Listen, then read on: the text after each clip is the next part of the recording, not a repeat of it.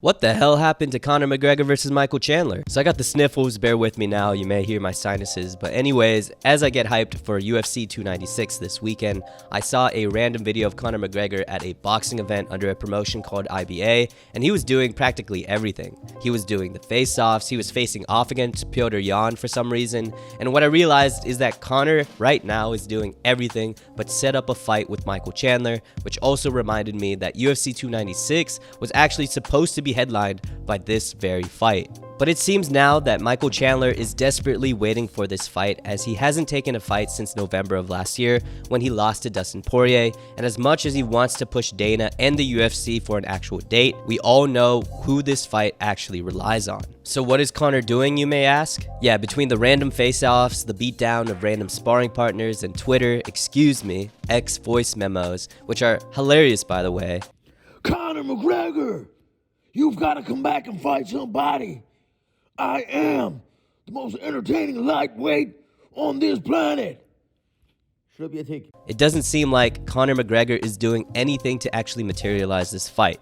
So what the hell happened? How did easily one of the biggest and most hyped up fights of the year go from one of the most talked about matchups to one of the most forgotten by the end of the year?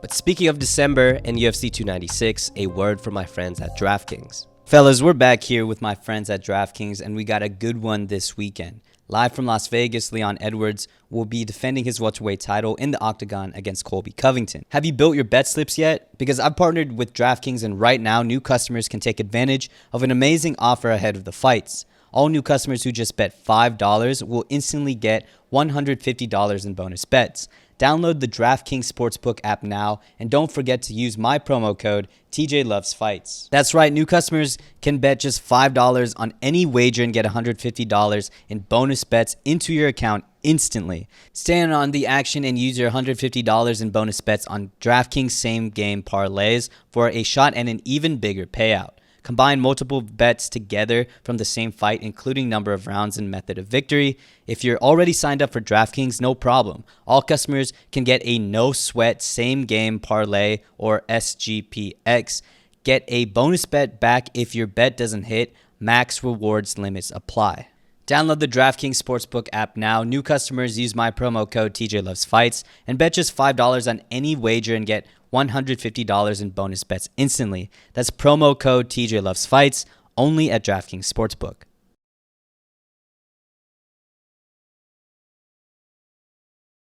So let's start this off by going all the way back to May of last year, right about here.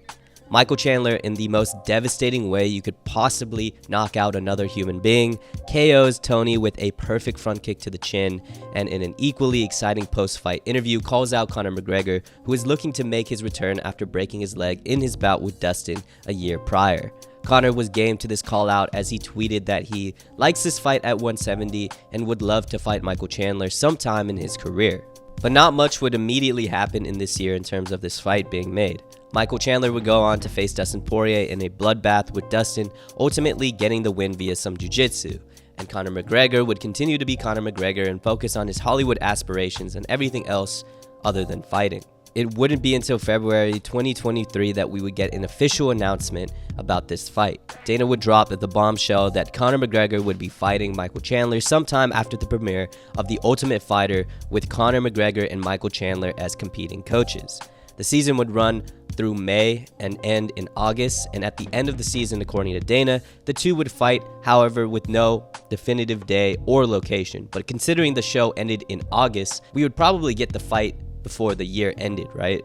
Anyways, back to the show. The Ultimate Fighter was actually pretty fun. It started with Conor's fighters basically losing every single fight, but the show made for a lot of Conor moments and quotables that every fan missed. From Conor squeezing Michael Chandler's face, to quotables like "from the wrist to the shot," "put that letter on him," to "you'll do what you're told," the show made for some very entertaining moments, and most importantly, reminded us why everyone loved Conor in his prime. But at the end of the show, what happened? Nothing. Now, there were some rumors, and only rumors, that Conor McGregor was going to fight Michael Chandler for UFC 296 in December. This stemmed from a leak on the UFC Fight Pass website showing a countdown timer for Conor versus Michael Chandler for UFC 296. But considering we already know who's on the poster for this week's UFC event, it's safe to say Conor versus Michael won't happen at the end of this year. But what happened? Out of nowhere back in October, Dana would announce that the UFC would no longer be with USADA in the upcoming year. I made a very detailed video on the situation here, but essentially Dana claimed USADA didn't follow through with the promises of better, more advanced testing. They intruded in fighters' lives to the point of various complaints, but most importantly, Dana did not like how USADA framed the UFC's departure. USADA claimed that the UFC left USADA because the UFC tried to get Conor back into the USADA pool quickly, avoid any stringent testing, and fast-track him through the process to get him ready for Michael Chandler, or anyone for that matter, by the end of this year. It's important to note that Conor had broken his tibia 2 years prior and was recovering at an inhumanly quick rate to the point that he became a bodybuilder. Now, I'm not making any accusations, but considering Conor was looking like this a couple months before, I'm pretty sure if the UFC really wanted Conor to be fighting Michael Chandler soon, they had to pull a couple strings and somehow do the old Brock Lesnar pass. So with the UFC stuck with USADA until the end of this year and Conor still not cleared to fight, the Conor McGregor versus Michael Chandler event was officially shot down, at least for this year. Michael Chandler, in a recent interview, is saying that he's pushing for a date in January, but considering it's really up to Conor, who knows if this fight is actually happening anymore. There's also been some rumors of Conor possibly fighting at UFC 300, which would be a more likely time for this fight to be made, but again, these are just rumors and nothing official. But the real question is, why does no one care anymore? On paper, this should be one of the most, if not the most, sought-after fight for the UFC. On one side, you have the cash cow and household name of Conor McGregor, and then on the other side, you have the self-proclaimed most entertaining lightweight in the world, who has actually proven, win or lose, he is one of the most exciting fighters on the roster. It's also already been marketed and hyped up with the Ultimate Fighter season, so how is this not Dana's #1 priority and sought after by the fans? And I think it's just because everyone has moved on. For one, the lightweight division doesn't need Michael Chandler or Conor McGregor for that matter. The lightweight division this year has been headlined by Islam Makhachev and his exciting bouts with Volkanovski. Additionally, we still have Justin Gaethje and Dustin Poirier, and their rematch was an absolute banger. And we also have Charles Oliveira, who's always going to be in the mix. And now we have even more contenders like Arman Tsarukyan, who just came off an amazing finish over Beneil Dariush. Jalen Turner is in there, who's coming up the rankings with his inhumane finish of Bobby Green. And I might be getting ahead of myself, but Benoit Saint-Denis looks like a killer here too with his recent head kick over Matt Favola. I think with the amount of talent, both old and new, in this division, it looks like it's definitely moved on from Conor McGregor and also moved on from Michael Chandler as well. And lastly, there's simply no stakes for this fight at all. When a legend comes back, it's usually for some title, as we've seen from John Jones and Henry Cejudo's return.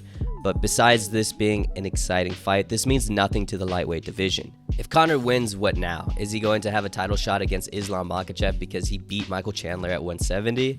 And the same goes for Michael Chandler. If he wins, he's definitely not going to get a shot at Islam because he beat Conor, who hasn't fought in almost 3 years by the time this happens. If anything, Michael Chandler should fight Arman Tsarukyan if he wants a title, but I understand the money with a Conor fight would be insane. Ironically, the fight that now headlines UFC 296 was more of the fight the fans have been clamoring for because the Leon and Colby fight was holding up the welterweight division, and we can now finally see the champ defend his belt again and hopefully get this division moving. But as for this fight, again, there are no stakes. There's no title on the line. There's not even title contention on the line. It's simply Conor McGregor coming back to Michael Chandler, who is a very exciting fighter, like I said before. Anyways, what do you guys think about this fight? Is it a fight you still even want to see? Is it on your radar? And is this fight even going to happen? Anyways, again, thank you guys for watching, and I'll see you in the next one. Peace.